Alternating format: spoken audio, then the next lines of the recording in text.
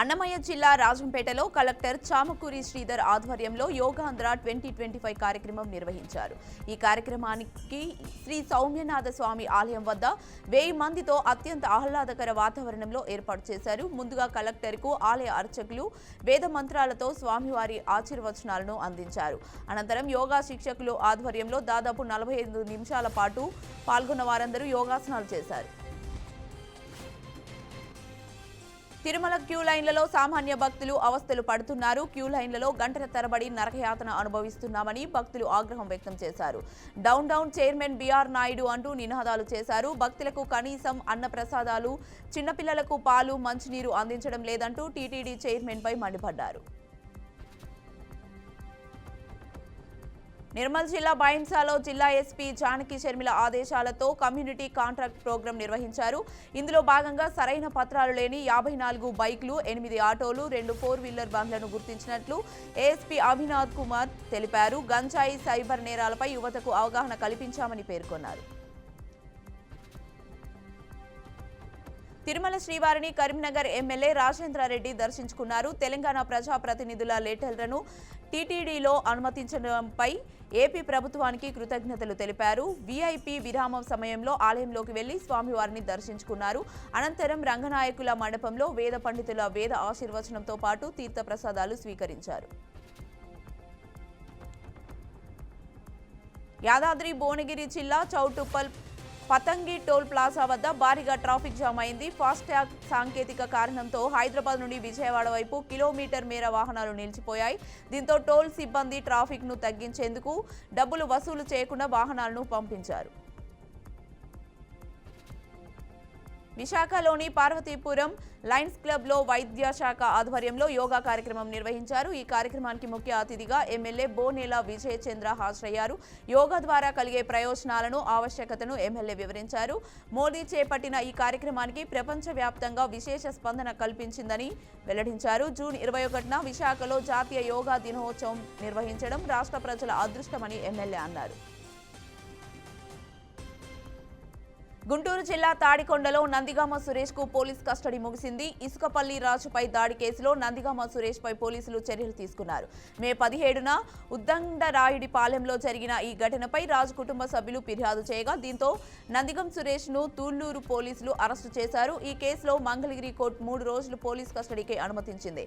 Custody ముగిసిన తర్వాత నందిగం సురేష్ ను తూళ్లూరు పోలీసులు భారీ బందోబస్తు మధ్య మంగళగిరి కోర్టుకు తరలించారు.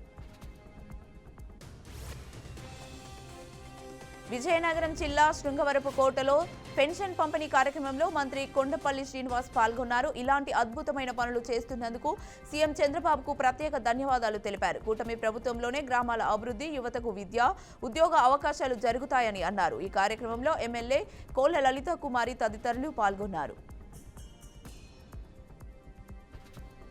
మాదాపూర్ పోలీస్ స్టేషన్ పరిధిలో దారుణం చోటు చేసుకుంది. మాదాపూర్ యశోద ఆసుపత్రికి ఎదురుగా ఉన్న రోడ్లో 4 దుండగులు దోపిడీకి ప్రయత్నించారు. అర్ధరాత్రి 2 యువకులను బంగారం డబ్బుల కోసం బెదిరించారు. ఈ క్రమంలో 2 యువకులు ఎదురు తిరగడంతో వారిపై కత్తులతో దాడి చేశారు. ఈ ఘటనలో ఒకరు మృతి చెందగా మరొకరికి తీవ్ర గాయాలు కావడంతో ఆసుపత్రికి తరలించారు. మృతి చెందిన వ్యక్తిని కాషాగూడకు చెందిన జయంత్ గౌడ్గా గుర్తించారు. పోలీసులు కేసు నమోదు చేసి దర్యాప్తు చేపట్టారు. బీజేపీ ఎంపీ ఈటెల రాజేందర్తో రహస్యంగా సమావేశమయ్యారన్న పీసీసీ అధ్యక్షుడు మహేష్ కుమార్ గౌడ్ వ్యాఖ్యలపై బీఆర్ఎస్ ఎమ్మెల్యే హరీష్ రావు మండిపడ్డారు. పీసీసీ అధ్యక్ష హోదాలో ఉండి చిల్లర వ్యాఖ్యలు చేస్తున్నారని దుయ్యబట్టారు. సూటిగా ఎదుర్కొనే ధైర్యం లేక దిగజారుడు రాజకీయాలు చేస్తున్నారని విమర్శించారు. విలువలు స్మరించి రేవంత్ రెడ్డి బాటలోనే నడుస్తున్నారని ఆగ్రహం వ్యక్తం చేశారు. ఇలాంటి ఆరోపణలు మానుకొని ఎన్నికల సమయంలో ఇచ్చిన 6 గ్యారంటీలు, 420 హామీల అమలుపై దృష్టి పెట్టారని హరీష్ రావు చురకలంటించారు. తమిళంతో పాటు తెలుగు, హిందీ పరిశ్రమలో తనదైన ముద్ర వేసుకున్న కమల్ హాసన్ తన సినీ ప్రస్థానంపై ఆసక్తికర వ్యాఖ్యలు చేశారు. వచ్చే జనరేషన్లో అయినా తనను మించిన 4 నటులు కనిపిస్తే తాను నటనకు వీడ్కోలు చెబుతానని ప్రకటించారు. 70 ఏళ్ల వయసున్న ఈ నటుడు ప్రస్తుతం ఉన్న కుర్ర హీరోలకు పోటీగా తన సినిమాలను విడుదల చేస్తున్న విషయం తెలిసిందే. కమల్ ప్రధాన పాత్రలో వస్తున్న తాజా చిత్రం థగ్ లైఫ్. ఈ చిత్రం జూన్ 5న ప్రేక్షకుల ముందుకు రాబోతుందని తెలిపారు. ఆఫ్రికా దేశం నైజీరియాకు భారీ వర్షాలు ముంచెత్తాయి. ఈ వర్షాల కారణంగా సంభవించిన వరదలు తీవ్ర విషాదాన్ని మిగిల్చాయి. గత 2 రోజుల నుంచి ఎడతెరిపి లేకుండా కురుస్తున్న వర్షాలకు పలు ప్రాంతాలు పూర్తిగా నీట మునిగాయి. భారీ వర్షాలకు సెంట్రల్ నైజీరియాలోని మోక్వా సమీపంలోని ఓ డ్యాం కూలిపోయింది. ఈ ఘటనలో 111 మంది ప్రాణాలు కోల్పోయారు. రంగంలోకి దిగిన అధికారులు మోక్వా పట్టణంలో సహాయక చర్యలు చేపట్టారు. మృతుల సంఖ్య మరింత పెరిగే అవకాశం ఉందని అధికారులు చెబుతున్నారు.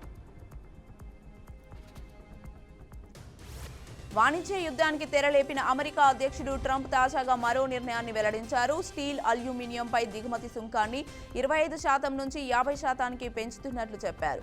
స్వదేశీ స్టీల్ పరిశ్రమ బలోపేతం చేయాలన్న ఉద్దేశంతో ఈ నిర్ణయం తీసుకున్నట్లు ఆయన వెల్లడించారు. పెన్సిల్వేనియాలోని పిట్స్బర్గ్లో జరిగిన ర్యాలీలో ఆయన ఈ వ్యాఖ్యలు చేశారు. తమ ప్రభుత్వం నిర్ణయం వల్ల స్థానిక స్టీల్ పరిశ్రమకు ఊతం వస్తుందన్నారు. జాతీయ సరఫరా పెరుగుతుందని, దీంతో చైనాపై ఆధారపడే సందర్భాలు తగ్గుతాయని ట్రంప్ పేర్కొన్నారు. ఇన్ని రోజులు శాంతించిన కరోనా వైరస్ మహమ్మారి మళ్లీ విజృంభిస్తోంది. ప్రపంచవ్యాప్తంగా వైరస్ కేసులు పెరుగుతున్నాయి. భారత్లోనూ కరోనా వైరస్ వ్యాప్తి క్రమంగా పెరుగుతోంది. ప్రస్తుతం భారత్లో కోవిడ్ వైరస్ కేసుల సంఖ్య 2000 దాటింది. గడిచిన 24 గంటల్లో సుమారు 1000 మందికి పాజిటివ్ తేలింది. తెలుగు రాష్ట్రాలైన ఆంధ్రప్రదేశ్లో 16, తెలంగాణలో 3 పాజిటివ్ కేసులు నమోదయ్యాయి. ఐపీఎల్లో ముంబై ఇండియన్స్ ముందంజ వేయగా గుజరాత్ టైటాన్స్ తమ పోరాటాన్ని ముగించింది. ఎలిమినేటర్ మ్యాచ్లో ముంబై 20 పరుగుల తేడాతో గుజరాత్పై ఉత్కంఠ విజయం సాధించింది. ఆఖరి ఓవర్తో గుజరాత్ విజయాన్ని 24 పరుగులు అవసరమైన స్థితిలో 3 పరుగులే చేసి ఓటమి వైపు నిలిచింది. సమిష్టి బౌలింగ్తో గుజరాత్ నడ్డి విరుస్తూ ముంబై విజయకేతనం ఎగురవేసింది.